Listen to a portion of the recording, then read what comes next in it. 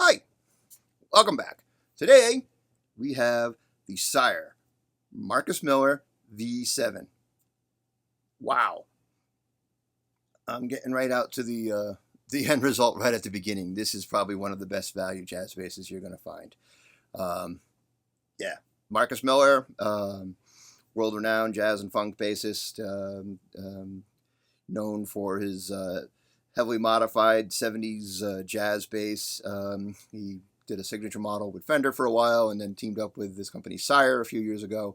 And they are producing some of the highest quality, most affordable basses you can find on the market right now. There's a saying, for the money, even beyond for the money, this is an incredible instrument that you get here. So, what do we got for details? This is a alder body with a maple neck. I'll take my tuner off here. We have binding, block inlays, and a very, very 70s look. Difference is, though, I think this pickup is a little closer to the 60s pickup spacing than the 70s, but I could be wrong. 70s, they tend to have a little back closer to the bridge. But who's keeping track when the rest of this is going on? But the maple neck, the open back tuners, this is your typical 60s style jazz bass neck. Seems like jazz basses seem to be a little thicker now, a lot of the ones, especially the Fender Player models, the Mexican ones.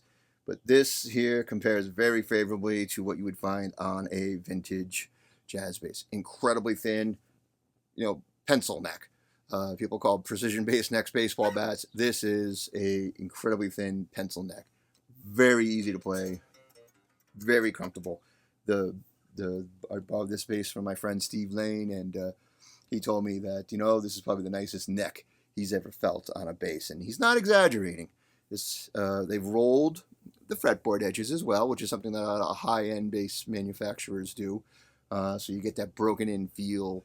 It doesn't feel squared off. The frets are dressed very nicely. I mean, the quality of this bass is incredible. Typical 4-bolt neck. It has a 9-volt preamp. Unfortunately, no battery door. You got to unscrew it. You have the option of stringing through body or through the bridge. Fender, get your crap together. The only thing really that makes you would want to get a Fender bass would be the name on the headstock. This retails for around $570, I believe. If you can find them, they tend to go out of stock very quickly. But this is $570. A Fender Player series, I think they call it now, the Mexican-made one, is a passive bass and goes for $750, I think. So $200 more, and you get lesser quality, not as much of attention to detail, sorry, Fender, and you get a preamp. This has a preamp based on Marcus Miller's own personal preamp that has a passive option.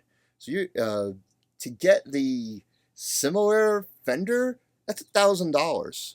They call it the Jazz Bass Deluxe, and you're putting out $1,999 is what the Jazz Bass Deluxe goes for. All day, twice on Tuesday. This is the instrument you want. So that's the end result of the video.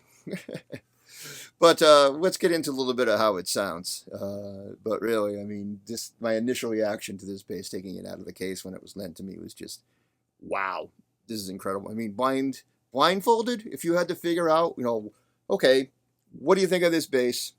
How much do you think it costs? You're easily thinking in the $1,000 range, because it really does feel like a lot of the high-end imports. Like the Lakeland Skyline series.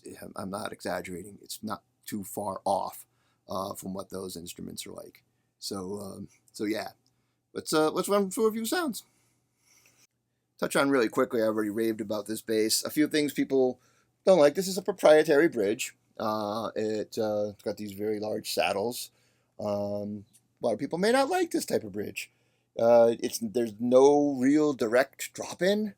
If you want to get a replacement, you may have to do some modifications. The screw pattern's a little funky, although I understand that there are maybe some aftermarket manufacturers that now are going to be making bridges in this. This is a lot of cheap bases, and this is not a cheap base, but a lot of cheap imported bases utilize the this type of bridge. So whatever, they maybe just took whatever they had off the shelf. Another complaint that a lot of people have is they don't like the tone pot value on the passive tone, so people will swap that out. Check out my buddy Low End Lobster and his reviews of the Sire V series basses and just the preamp in general. He does a lot of information and goes in deep on modifications on that.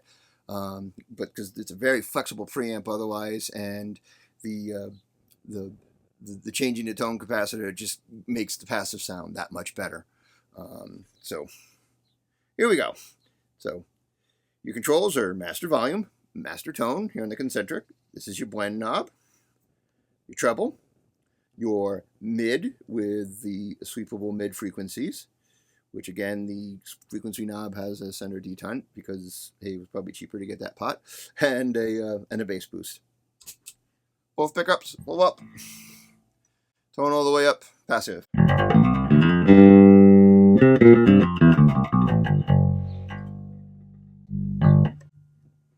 Active.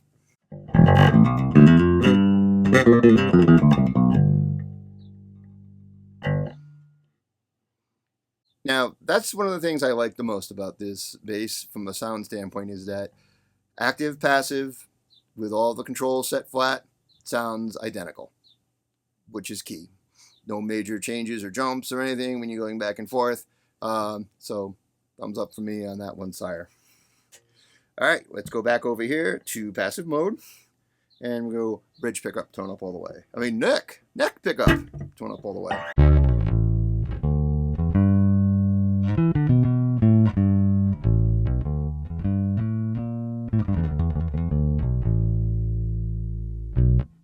Very nice. Roll the tone all the way back. Get rid of some of that hum.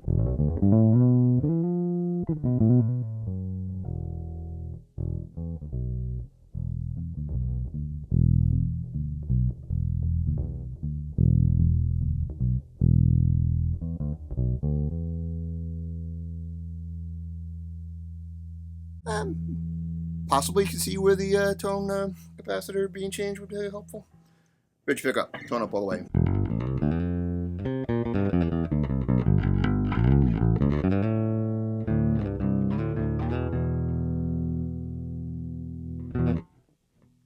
Tone off.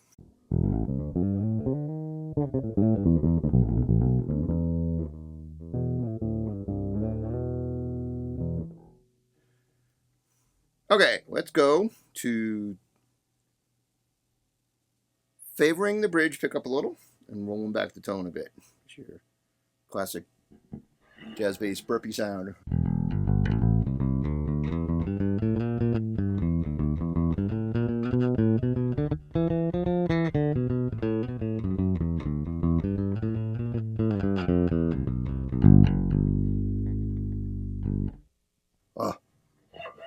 This neck is just amazing.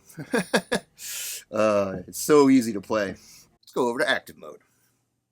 And we're going to boost the bass a little, both pickups.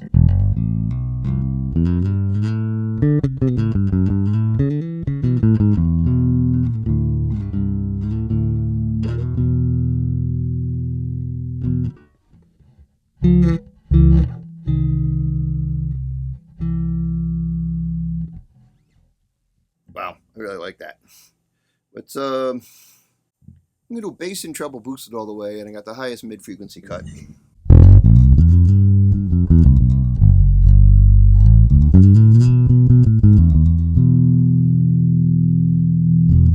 Yeah, Scoop City. I'm gonna roll back and cut the lowest mid frequency now.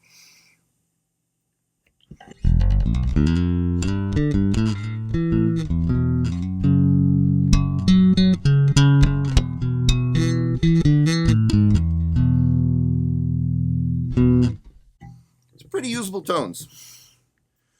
Anyone who's watched my videos regularly knows I'm a big fan of sweepable mid-frequencies on preamps.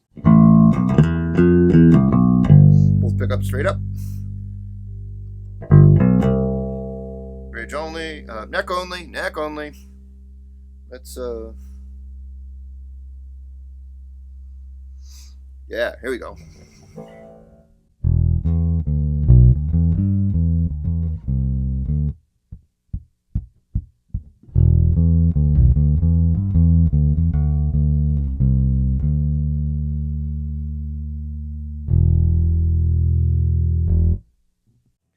Rolled the treble back a little.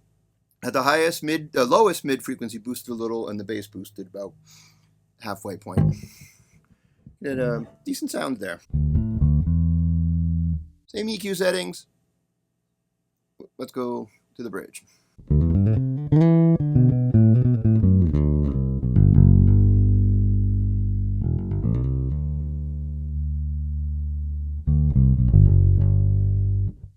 So at the end there, I rolled back up to just favoring the neck pickup with those EQ settings.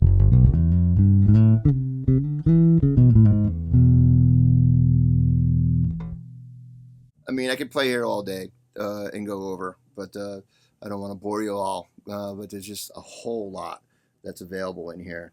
The biggest thing would be, from the takeaway, I would say, is this really is an incredible value. I can't say enough about this instrument. As I said, my initial reaction was just crazy. Woo, look at that, huh? The neck is just unreal. You will not find a neck like this on any other bass in this price range. Like I said, you're going to be going up $500 more. And yeah, that's what it would cost from almost any other manufacturer to get a bass of similar quality and flexibility.